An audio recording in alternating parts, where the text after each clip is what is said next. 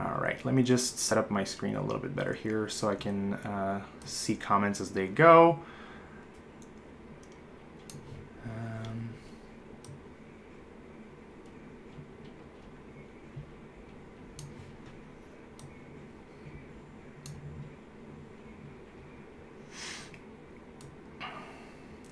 All right.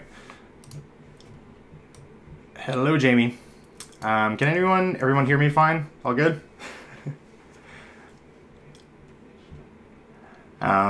But anyway, the main thing that I wanna talk to you guys about today, it's kind of a simple process, but it's something that I've come across on this website, on this group a lot, and it's about short-term thinking. It's a concept that's really prevalent right now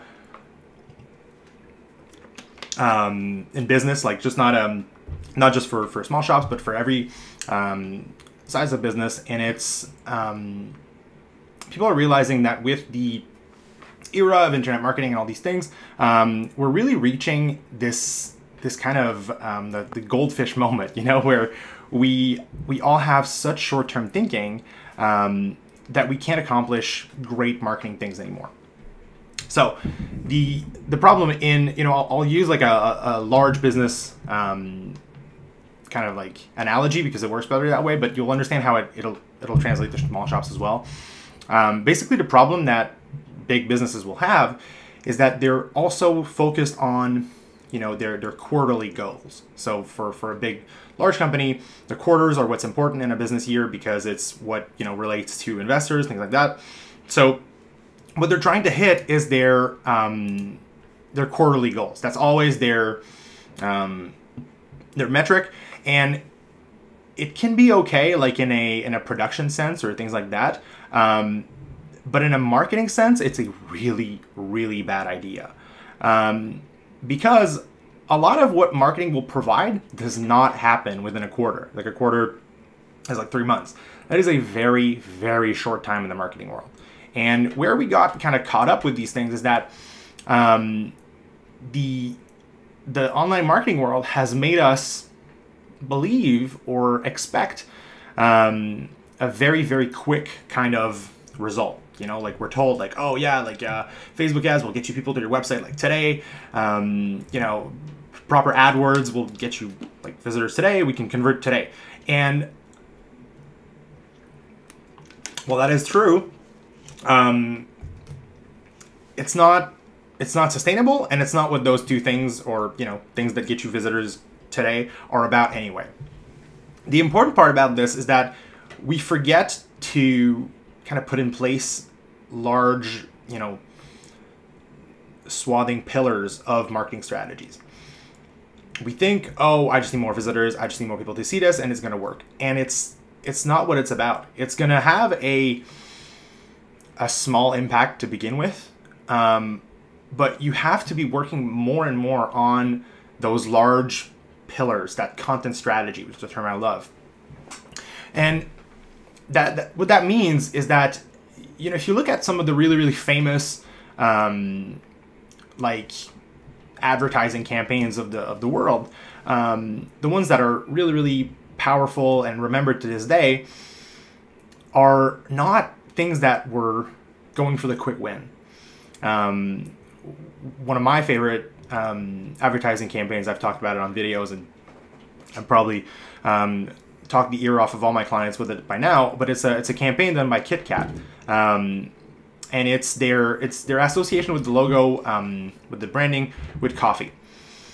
So you probably know for a long time, I think it still is, like their tagline was, you know, KitKat goes great with breaks, break at KitKat during your coffee break, things like that.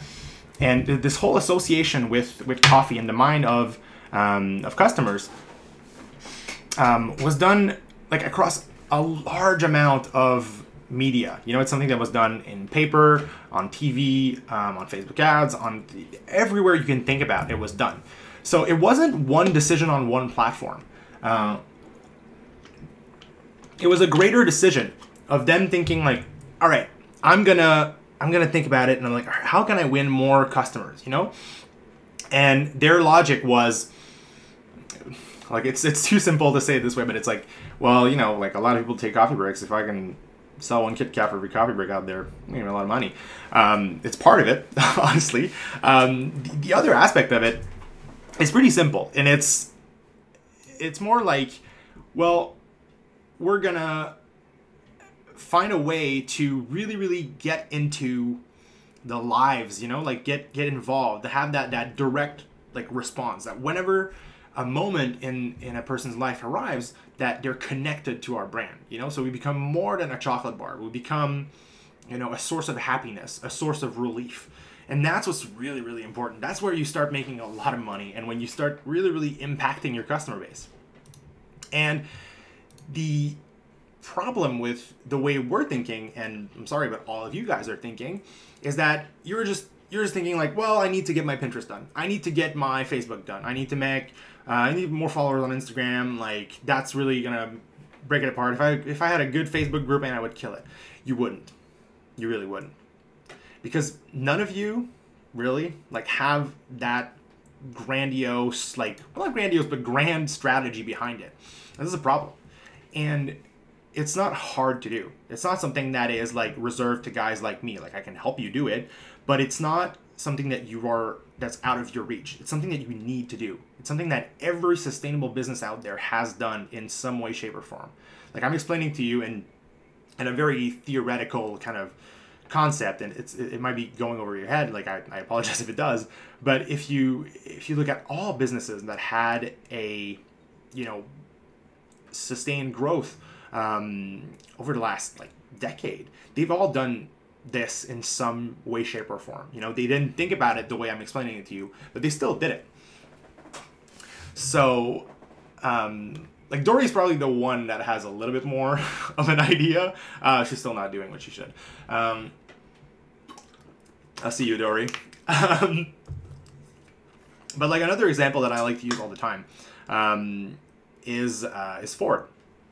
Originally, you know, there's a lot of stories about what he built and what he made and what came of his innovations, but his logic was, you know, it started with everything he did started with a content strategy. Essentially, his grand idea, what he wanted to be known for, is like, I want to be known to be the guy that is gonna provide an affordable car to, you know, every American, or every American that wants one, or, you know, it doesn't have to be about money anymore. Like, I'm gonna make it affordable for, you know, any like reasonable salary, and that's what influenced everything else after. You know, we always know him for inventing the you know, working in chains and stuff like that. But why did he do that? Why did he invent that? He didn't have to.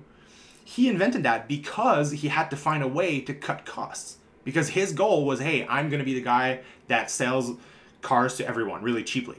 That's not possible with the way we make cars right now. If he was just trying to make cars, or the best car, or, you know, like a roadster or whatever, he wouldn't have had invented something like working in chain. And, you know, this applies to operations, but it applies to your marketing heavily. So you need to decide right now, what do you want to be known for? What do you want your brand to be known for? And then you take the decisions. Then you know, you keep going. Because oftentimes, and, you know, some of you know, I've done this to some members in this group, but I turn away clients all the time. And I'm not trying to say this like, oh my God, I'm Max, I have so many clients, I don't even need your business. No, I turn away clients because oftentimes I see people come to me, they'll fill out my form and my you know, basic things that I need, and I'm like, you're not far enough. Like, you don't know what you are. And I'm not going to be the one finding it for you, you know? I can help you, we can work with that. Like, that can be the service that I offer instead. But if you'd rather go do your homework, then, like, go do your homework. And it happens so much. I get a lot of inquiries every day, and I just see them, and yeah, some part of it is about fit, but part of it is about, like, also, I'm not comfortable because I don't think you figured it out. You know, like, I can pull it out of someone's head. You know, if I can feel like, okay, this person, like, they know it's in there. Right, exactly. Ruth is like a great example. She was one of my first clients for small shops, and she's a member of this group, and she has an amazing business. She makes these crazy, amazing toys. They're so pretty. They're so useful. Like, it's amazing. And I could tell by her product that, like, all right, she got something on her hands. She just doesn't know. I'll figure it out with her. But sometimes I'll see some shops and, no offense, but I'll see some people who are, they're making bows or making dresses or things like that, and I'm not feeling the originality. I'm not feeling I don't know why you guys are making them. And that's a problem. It's a problem it's not a problem if you want to sew, if you want to make bows. I don't care. Like, you can go ahead. Like, that's not a problem. But if you wanted to make a sustainable business out of it, you need to know why you're doing this, what's important. And this is Bray, like, you can approach me. We can work on it together if you want. I'm not trying to scare off anyone. This isn't some crazy, like, long work that you have to do. You just have to figure out, well, let's see, what do I want to be known for? What's special about my bows, or what's special about my dresses? And, Dory, for example, can, like, ramble for hours what's special about her rompers, what made them the best, and whatever, Sorry, I always forget what's special, but I know there's a lot about it. And that's what makes her, her shop so successful, is that people do come back. They do connect with that problem. And, one of the easiest ways, and by the way, if you guys have any questions, just ask away. I'm also, like, open to any questions. But the whole logic about this is really simple. I'm gonna teach you right now, like, a super secret copywriter trick. Oh my God, exclusive information. They'll sue me for giving this away. But there's a super simple technique that, like, every single copywriter in the history of man has used, and I was a copywriter for about 5 years in big ad agencies, and I was taught this. But basically, it's I always forget the acronym, but there's 3 steps to it. First of all, you find a problem, like, it can be anything, but, hopefully it's with your industry. So you find a problem. For example, we're selling dresses. You look for a problem, and the second step is that you address it. It's that simple, You poke at it. You don't fix it. You just say, like, don't you hate when X happens? And then you come in as the savior and you solve it for them.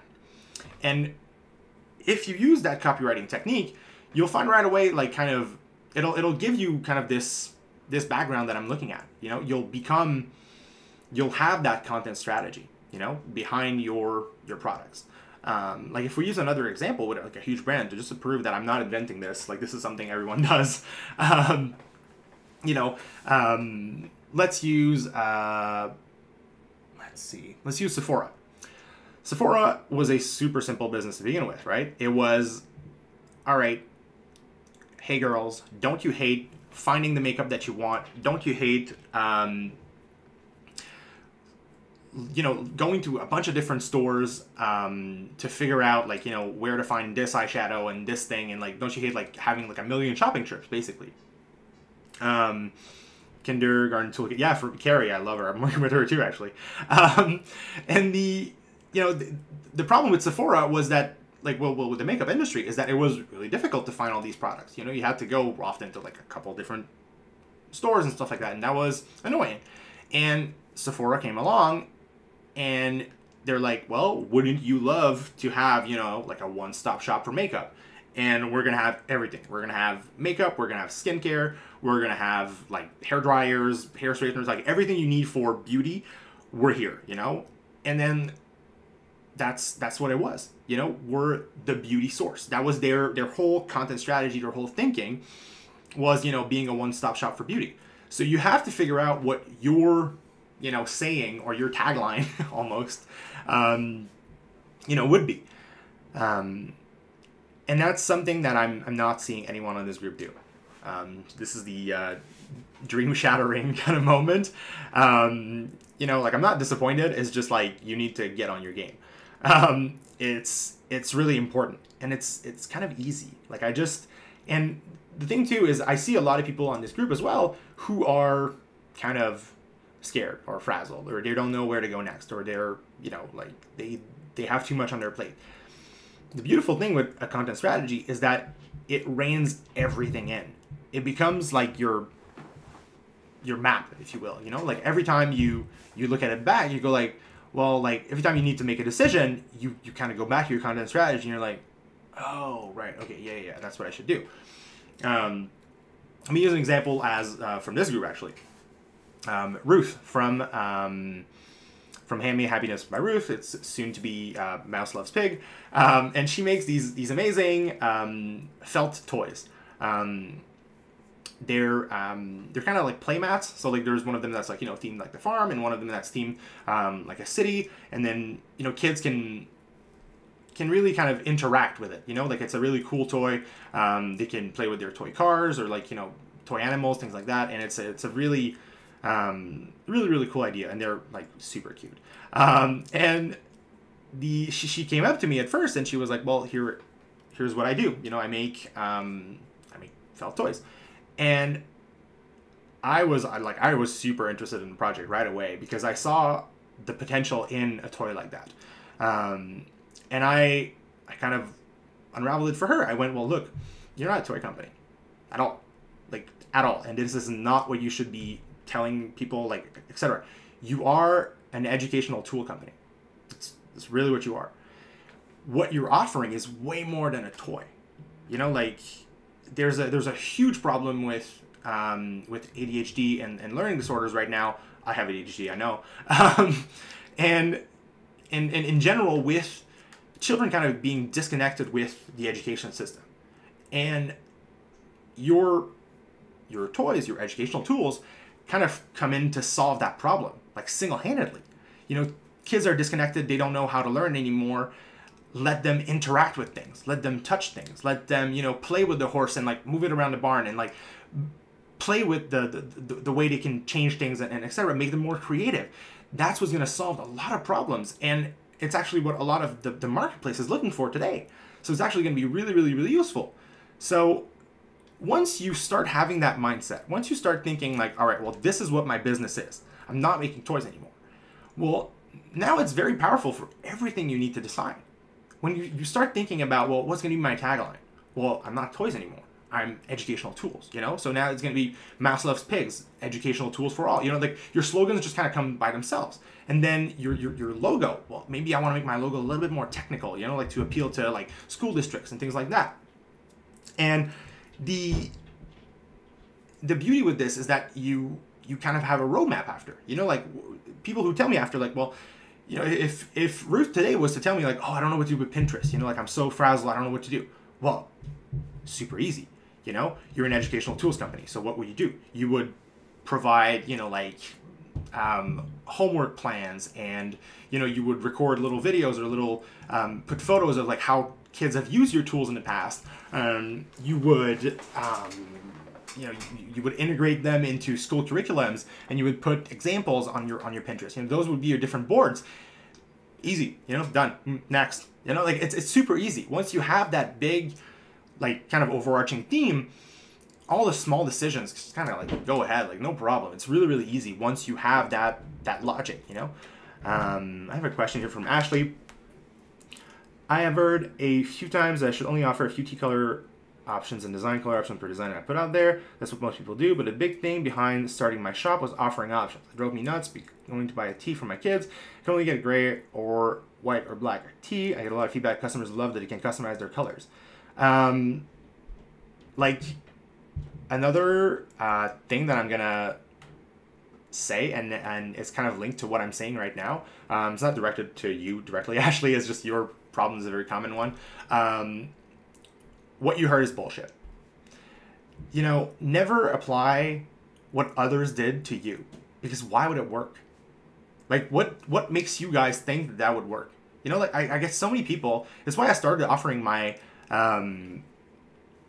my Instagram review or report every month. It's, you know, so people could, you know, people that are so scared to look into like not so scared, but people that are focused on other people's Instagram, I don't want that. So I'll give you a report of their Instagram, what they're doing right, what hashtags they use, whatever. You can try them for you, but like, don't look at it. Don't care. It's only going to distract you from what you should be doing. And things that work for you most likely wouldn't work for others. You know, if we look at, we have a really good example in this group, Notch. Her business is absolutely insane. It makes no sense. Like, there's nothing that is right about Notch's business. Like, nothing. I did a session with her. Everything's a mess. Like, I can't understand why this business runs, but it fucking kills. Like, it's the best. You know, she does these live shows. She kills it. She has like 100 people watching every week. Her group is like goddamn fanatical. She has people posting on her groups. Like, I don't know if you've been on her group. There's like people posting pictures like of the 50 purses they have from her. Like, how she grew such a fanatical like following, I have no idea. So does that mean you guys should all be doing live shows? No. Hell no, it doesn't mean that. It means that she built something very specific for her audience and who she is and what she sells, and it works for her. In no way should you take that as a blueprint, you know? And so if other people only offer gray or black t-shirts, I'll be back to you, Ashley, there's probably a reason behind that. They probably don't want to mess with all the different colors. To them, it's easier to just offer 2 colors. You know, it's an operational problem. If you want to be the source, you know, the place where you can get any kind of color t-shirt and all that stuff, well, there's the thing you are. You know, there's the thing that's your tagline, you know, like the place to get any color t-shirt. It's really, really simple. And so, like, do you. Like, if people always were looking at others, well, actually, like, it's really simple. The others that are always focused on other businesses fail. It's that simple. Yes, Dory, I'm preaching. Amy, my issue is that I'm good at this in person, but when it comes to translating that online, it's super difficult for me. That's why you hire me. That's what Dory said. But yeah, like if you, and I've had a session with Amy actually for her shop. And she is really good at explaining the background of her business and everything. But sometimes I agree, it is hard to translate it. And it's also hard when you're so close to it. You know, it's hard to kind of make decisions about something that you're so passionate about. And what a lot of people don't understand too, it's really hard to make a decision when it's your money. I discovered that real quick. I was, you know, for a lot of time, I was a Facebook ad specialist at a very large digital agency, spending like thousands of dollars every day. Not my money, you know? And then it was really easy to do experiments back then because I could be like, you know, like, oh yeah, like let's put like another $2,000 a day, and then like I'll look at the data and like tweak some things if it doesn't work. Do you think I do that today? Hell no. Hell no. Do I think, hey, I'll take a $2,000 chance, you know? But when I'm working for a major credit card provider, it doesn't matter. You know, I'm thinking like, well, my budget is like, you know, $50K, so I can just do whatever. You know, it doesn't matter. It's not my money. It's a number in a bank account I don't even have access to. You know, I just have a credit card number that's not mine, and it's in my Facebook ads editor. Let's go. So it's another thing that's really, really hard to kind of like to get out of. You know, and sometimes it's why it's helpful to hire someone else, and that someone else can tell you, you know, like, well, yes, this is realistic, or yes, I can make this happen for your budget, etc. Because it's really, really hard to make that decision about your own business. Believe it or not, I hire people to do my Facebook ads because I don't trust myself for what I do. You know, it's a service that I sell and that I do very, very well, but I know that I'm going to be skewed. I'm not going to be thinking the right things. I'm not going to be in the correct mindset to get the results that I want. And same things about blog posts. You know, a lot of the stuff that I write is not written by me, not because I don't think I'm a good writer. I love to write, but a lot of the stuff that I want to write about, I can't get into the right format, you know, or I'm too close to it. I feel too personal about it. So I put too much of a touch on it that's not useful to the reader.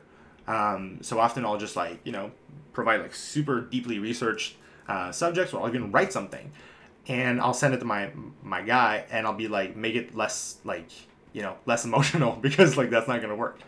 So there's no shame in that. I'm not saying this to hawk my services or Dory's. I don't care who you work with. I'm just telling you, don't do it yourself. Like, it's not going to be useful.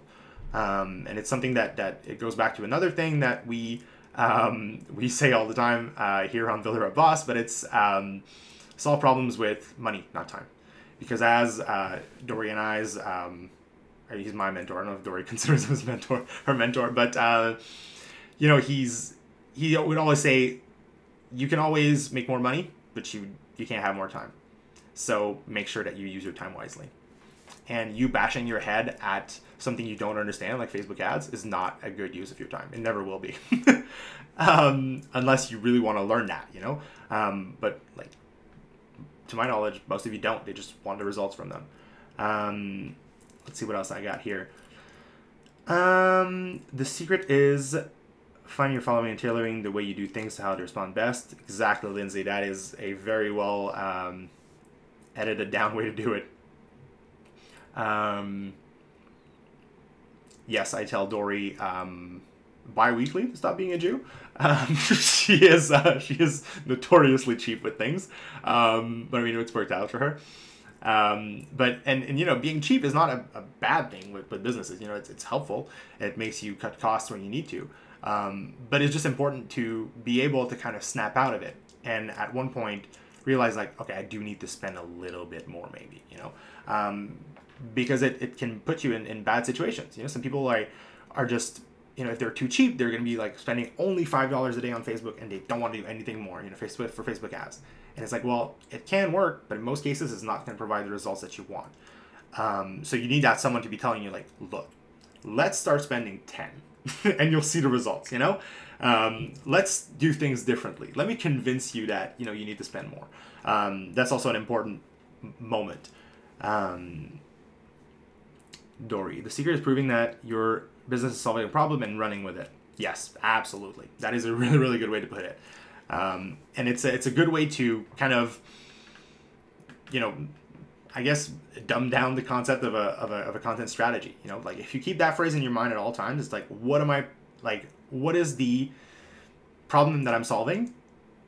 It's going to answer everything for you, you know? And if you can't answer that question, you have a big problem.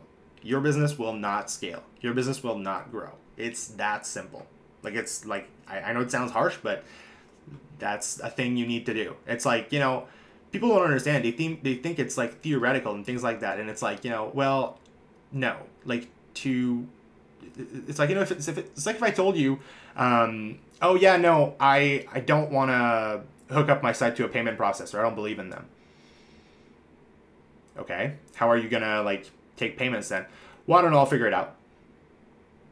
Okay. It's that level of crazy. People who tell me, like, oh, I don't know what my business solves, what problem I solve. It's like, so why would I buy from you? Yeah, I'll wait. You know, it's that insane. And it's something that you need to do right now if you don't know. Ray, this is probably been said before, but what are your services? My services are very wide-ranging. My business, Small Fish Collective, actually is, if we're going back to an example, I'm trying to be the Sephora of marketing services for small shops. You know, I have a lot of skills myself that I can do. I'm a Shopify partner. I can code pretty much any kind of website you want. And I can do, you know, basic design, things like that. But my logic really is that I've realized over the years that I have a very, very large network of contacts and people that I've worked with in the past. And I know, you know, good designers. I know good coders. I know people that are better than me at some stuff, you know, Facebook ads, SEO, content, whatever you want to be done in the marketing world. I probably can do it, or I know a amazing guy that can do it for you. And when you come for me, you know, what I do is I do these, first of all, these sessions with businesses to better understand what they need, what they do, etc. I give them an action plan, and then you can decide. And that costs $50 for 30 minutes. It's a video chat with me, super laid back, and I just focus on your business. And then the other portion is that I give you a quote at the end for these services. So I tell you how much it would cost me to do that, you know, to source all these services for you. Like, you really, like, it's hands off for you. Really, you only talk to me at the end, you know? You need a logo. I don't do logos, but I'll send you one. You know, tell me what you want, I'll get it for you. And then I'll get you a better price than you would get if you contacted them. I'll get you the best guy, and if they're a little prickly, if they're a little bit of assholes, you know, they're not to me. So I'll save you that trouble, you know? It's what I found I'm really, really good at, being a project manager. It's my day job, with a lot of massive brands. And I'm trying to scale it down for small brands, you know, and kind of getting you a really comprehensive list of services for like one flat monthly price. And I pride myself on working with whatever budget, you know. If you only have $50 and you want a full website, that's not going to happen. But I can work with you to tell you like, well, for $50, I can do this, you know. For $50, I can take this step, and then next month, if you give me another $50, I'll take this other step. It might take you 6 months to get a website in the end, but you know, you'll have one. And other guys would just not work with you. But I have faith in small shops, and I have faith in what you guys can do and muster. So I really want to give you a chance by providing you with, you know, payment plans, or even just ways to prioritize things. You know, for example, like, well, your whole quote max was like $800 to me. I only have 500. Like, what should I do first? And I'm more than happy to work with you to tell you, well, like, here are like the first 3 things you need to do, and then we'll move on to like other stuff. But enough about me. Let's move on. So hard to figure out where to start spending your money, like trying to figure out what is most beneficial for you. That's my issue. Well, this is ironic, Nikki. Just call me. Just send me an email, smallfishcollective.com or max@smallfishcollective.com. Let's set up a session and let's talk about it. Let's see where you need to spend your money. I'll help you out with that, no problem. Let's see. Yes, also Google Analytics will help you. See my other live about that. Ooh, is it that time already? I have to get going. If you have like any last time questions, while I ramble my goodbyes, I'll answer it. This has been really cool. I hope it's helped you. I hope it has a lot of like light bulb moments for you guys. I hope it helps you, you know, figure out what you need to do next. If you have any questions, just, you know, after this live, just leave them in the comments, and I'll do my best to answer them. I'm pretty busy, but I'll do my best. Dory can probably answer them all at this point. She's heard this spiel so many times. But yeah, I'll upload this this video to YouTube as well. I finally found a way to do this in a good way, and I'll share a link later on. And yeah, if you have any questions or concerns, or you want to know more about my services, just go to smallfishcollective.com or shoot me an email, max@smallfishcollective.com. Yeah, happy Wednesday.